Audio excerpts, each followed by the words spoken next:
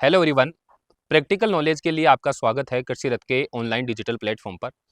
आज के सेशन में मैं पशुपालन विज्ञान या एनिमल हस्बेंड्री के एक इम्पोर्टेंट पहलू गाय की नस्ल गिर गाय के बारे में बात करूंगा।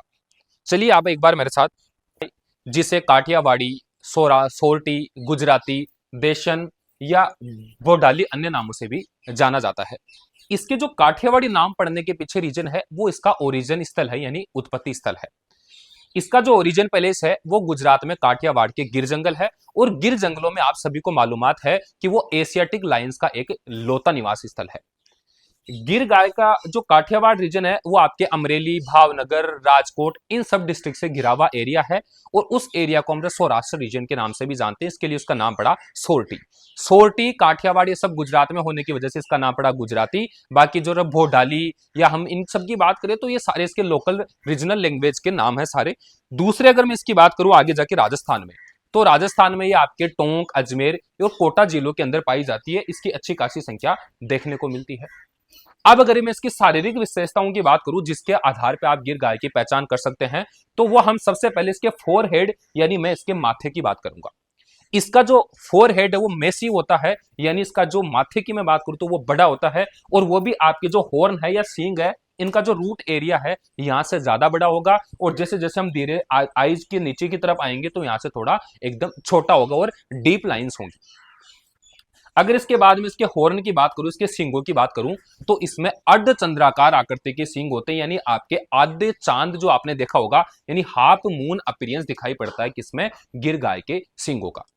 इसके बाद अगर मैं इसके कान की बात करूं यानी इसके ईयर्स की बात करूं, तो उसमें लॉन्ग पेंडुलस ईयर्स होते हैं, यानी पत्ती की तरह एकदम मुड़े हुए और लंबे लटकते हुए कान होते हैं किसके अंदर, आपके गिर गाय के अंदर।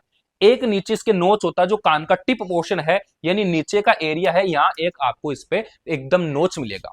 वहीं अगर मैं इसके कलर की बात करूं तो जो गिर गाय का कलर है वो रेड टू लाइट पैचेस के साथ होता है, यानी जो आपकी गिर गाय है इस पे आपको सफेद कलर के छोटे छोटे धब्बे दिखाई देंगे होंगे। और वीडियो में आपको स्पष्टली दिखाई पड़ रहा होगा कि इसके छोटे छोटे व्हाइट कलर के धब्बे हैं।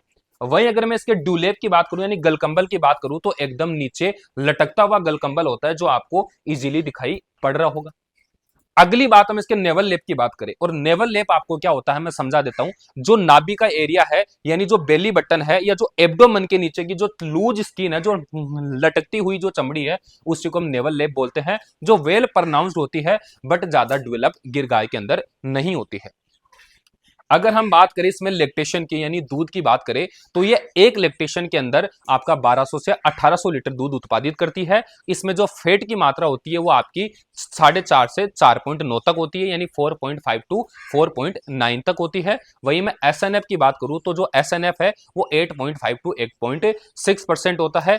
बाकी ये अपने आप में एक डिजीज रेसिस्टेंट गाय की नस्ल भी है, साथ ही साथ में एक हार्डीनेस इसके अंदर रहती है, इसीलिए इसको दूसरी जो अदर कंट्रीज है वहां भी इसको एक्सपोर्ट किया गया है। जैसे आप अमेरिका की बात कर लीजिए, आप वेनेजुएला की बात कर लीजिए, ब्राजील की बात कर लीजिए, वहां भी इस नस्ल को एक्सपोर्ट किया गया है ताकि वहां की जो नस्लें हैं वहां क्रॉस करवा के और भी नई नस्लें या अच्छी नस्लें तैयार की जा सके। साथ ही हमारे जो भारत में मैं अगर लोकल एरिया की बात करूं, तो हमारी जो नॉन डिस्क्रिप्टिव काऊ है, यानी जिनका कोई विवरण नहीं मिलता, जिनकी कोई पहचान नहीं मिलती, उनको पहचान देने के लिए भी इसके साथ क्रॉस करवाया जाता है ताकि उनमें क्या है, दूध की मात्रा बढ़े। क्यों? क्योंकि आपकी जो गिर गाय है वो एक मिल्क ब्रीड है, यानी दुधारू नस्ल है।